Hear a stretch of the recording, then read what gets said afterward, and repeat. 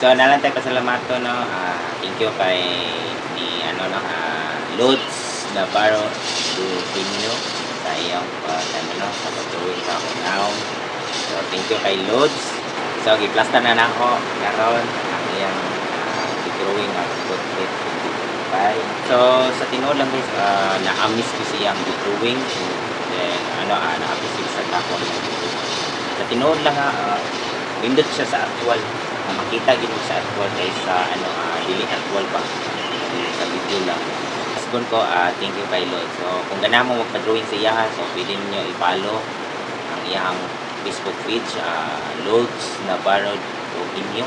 So ibuta lang nako sa comment section yung link sa iyang Facebook page. Salamat.